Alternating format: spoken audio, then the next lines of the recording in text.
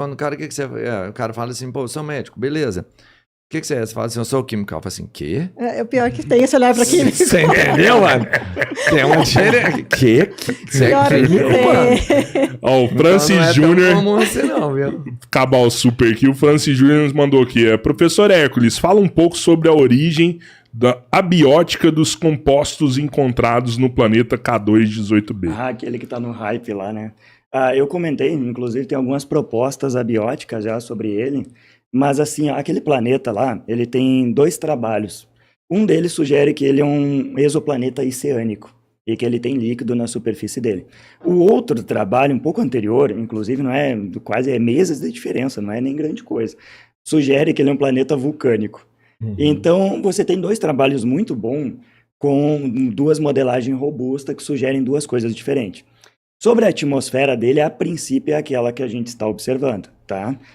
Se for um planeta com origem, por exemplo, que tenha magma, que seja vulcânico, é muito plausível de você dizer por que tem aquelas moléculas que contêm enxofre e que são metanos ligados a enxofre, basicamente, na atmosfera.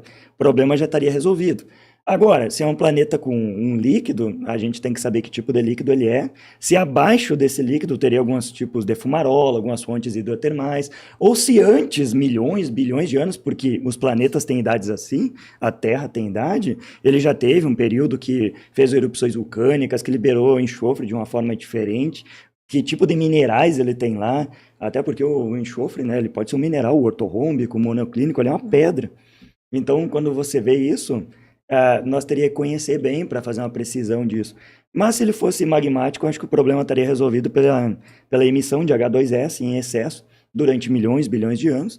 Vai reagir com metano, com a atmosfera, com muitos raios, com radiação do tipo V. Provavelmente vai fazer espécie radicalar, vai fazer se ligar ali. E você responderia por que tem aqueles compostos, talvez. Legal. O Francis Júnior, por favor, mandem abraço para o IQLM, Instituto de Química Lima MEI. Um abraço pro IQLM. Um abraço pro IQLM.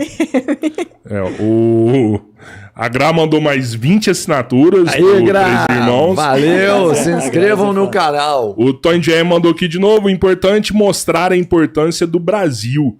O Hércules não deve ter usado, mas nós temos o laboratório Synchrotron, que ajuda em química e tecnologia. Exatamente, tem um amigo meu que trabalha lá. O que é Uma amiga minha trabalhou lá.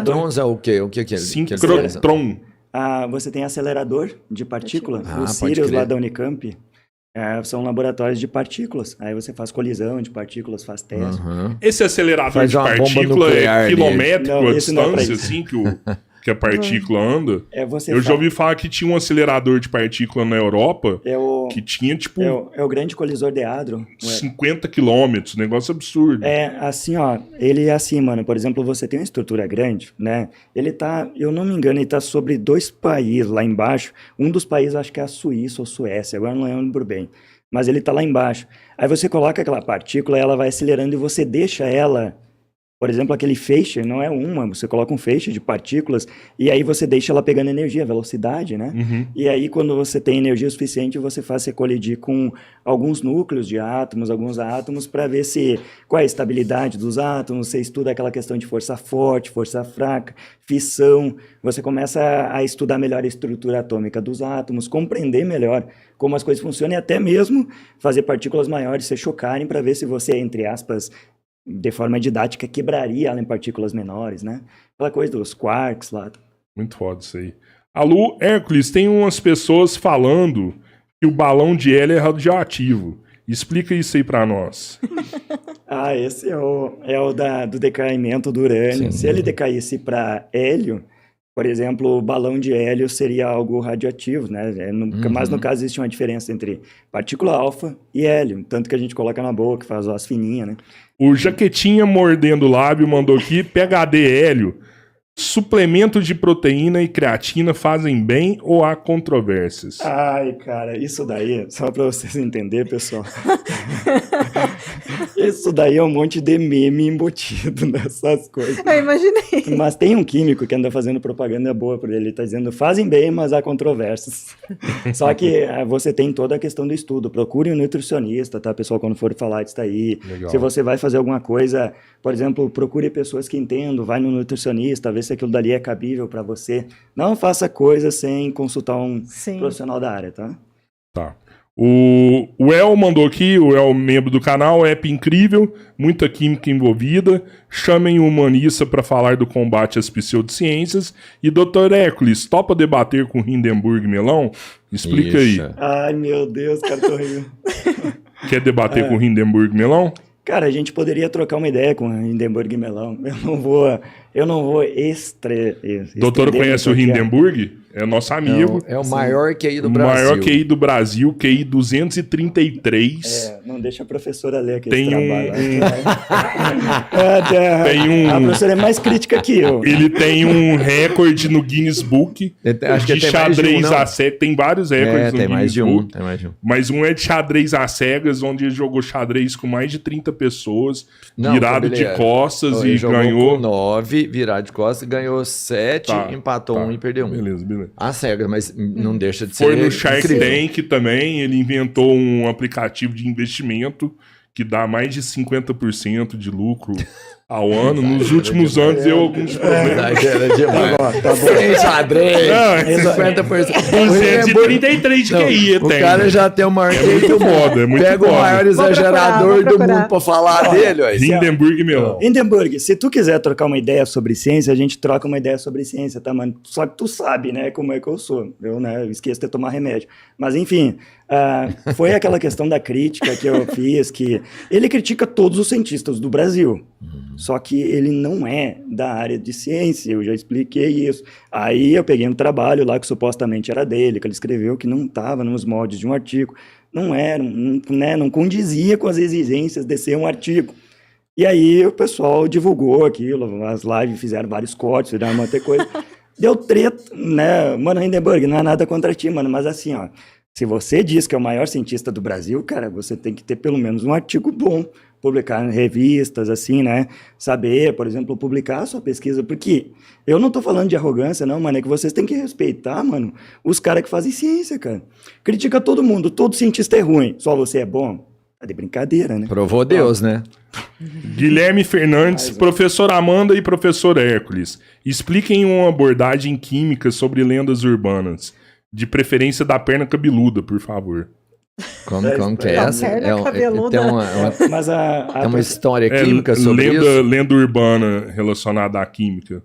Pois é, acho que a senhora lembra de uma lenda urbana? Não. Nossa senhora. Agora saiu. Nossa, foi. doutor. Não, pois é, eu Desculpa, tô tentando saiu, fazer uma saiu. associação química aqui. Eu sei de algumas Não, lendas lenda urbana é o urbanas. seu- Por um monte exemplo, mais por exemplo, química. você tem o boitatá, né? Que é Sim. algo que virou, por exemplo, algo do nosso folclore, que é a combustão do metano, da decomposição de gases. Inclusive, tinha um fenômeno que Nossa. chamava Mãe do Ouro, também aquela combustão de gás na atmosfera, né? Muitos diziam que onde você via aqueles gases em combustão, você dizia que tinha um Tinha enterro de ouro. Exato. Então, são coisas que, né, ficaram lendas urbanas, folclore brasileiro, que foram respondidas pela química, a luz do pântano, né? São compostos também que sai de lá pela decomposição, porque tem muita matéria orgânica. Eu lembraria isso. Tipo assim, o vulto, aqui, é como se fossem aqueles fantasmas que saem no cemitério. Ah, Ele essa é também boa. tem, não é? Essa é boa. Essa eu dou em aula quando eu faço Eu não de conheço ultravioleta. Eu não conheço essa. O que acontece? Ó, legal. Antigamente, os túmulos, eles eram menores, né? Uhum. E a gente sabe que no processo de decomposição, libera vários gases. Entre ele o metano. E aí, o que acontece? As pessoas, elas andavam, aqueles túmulos, né, que não tem concreto em cima. Aham. E aí elas iam andar no cemitério, pisavam, quando pisavam, saía algum desses gases. E aí, saindo com esses gases e com a incidência do sol, formava o que eles chamam de espectro. Ah, Que é- não. Assombraçãozinha. Espectro, na verdade, né, quer dizer fantasma. Só que hoje em dia a gente usa a nomenclatura espectro para o que a gente obtém de ultravioleta, de infravermelho, porque vem dessa origem aí. Porque, de fato, esses gases, quando eles tinham contato com a radiação ultravioleta, aparecia alguma coisa, as pessoas achavam que era assombração, mas nada mais era do que essa interação da radiação ultravioleta com os gases. Bacana, é verdade. sabe? Que da hora, que foda. A química é melhor, tu viu? E eu morrendo de medo do cemitério lá, porque tinha gente passando lá. Guilherme assombração. Fernandes, @PhysicJ é um cara, coloca ele aí, beleza. Daniele Ferreira, gostaria de saber o que eles acham sobre o uso do hélio 3, que pode ser extraído da Lua, fusão nuclear e outros usos desse isótopo num futuro próximo. Bom, o hélio 3 na Lua, mas descobriu dele aqui na Terra também? No núcleo da Sim, Terra tem ele ele Também três tem, então não também. precisa mais de ir na Lua. Só você furar até no centro da Terra. só. que É interessante ir na Lua. É que na Lua É muito mais interessante fácil. ir na Não, Lua. é mais fácil ir na Lua, meu filho, do que furar até no centro da Terra. Você E tá na louco? Lua você pode fazer merda, entendeu? Entendi. Você pode montar um usina Não, nuclear lá. entendi. E se der merda, vai dar merda na Lua. Só destrói a Lua. A questão mas não. do problema ali é o tokamak, né? Aquele reator lá da China que chama de Sol na Terra. Uhum. Aí você tem um tokamak, você pega isótopos do hidrogênio, tá? E faz campo magnético lá. E a interação, você simula aquilo que ocorre no Sol, só que o Sol usa gravidade para isso. Então você funde esses isótopos do hidrogênio e ele libera energia, ou utilizar a fusão nuclear como energia. Só que tem algum aspecto assim que ocorre quando é trítio e deutério, que são os isótopos do hidrogênio, ele libera um nêutron com muita energia. Aí ele bate na parede do reator e como a parede do reator é material, é feita de átomos, esse nêutron bate no núcleo dos átomos. E aí os átomos absorvem e ali você cria um átomo radioativo. Então a parede do reator começa a se tornar lixo radioativo. Esse é o problema. E o hélio 3, ele estabiliza esse problema. Ele corrige esse probleminha. Aí você coloca o hélio 3 no lugar do trítio, se eu não me engano. É no lugar do trítio. E aí você resolve esse probleminha aí. É isso que eles querem fazer com o hélio 3, cara. Então, Pra a deixar mais China estável. é a maior interessada hoje, até pelo grau que ela já está em desenvolvimento Até ali do porque tokamak. eles tão Porque tem caminhando outros, né? muito. Mas o tokamak é o mais evoluído. A Isso. gente resolvendo isso aí, a gente tá falando de energia Você quase falou de infinita. gravidade, você acredita em gravidade? Como assim? Caramba, velho. O Roberto Lopes... Não, peraí. Eu tô pulando um aqui. Guilherme Fernandes. Evolutivamente falando, a religião é o signo mais importante para que nós parássemos de nos matar. Não é possível ignorar a religião como algo fundamental do ser humano. Beleza? Concordo. O Roberto Lopes, parabéns ao podcast Três Irmãos. Que aula maravilhosa. 2 químicos excelentes, diferente... Não vou falar o nome de outras pessoas aqui, desculpa. Eu falar abobrinha. Nem imagino quem era. né? Sucesso para os dois. Daniela Ferreira mandou aqui também sobre a origem da vida. Pede pro Hércules explicar sobre o surgimento do código genético e a capacidade das moléculas começarem a se replicar.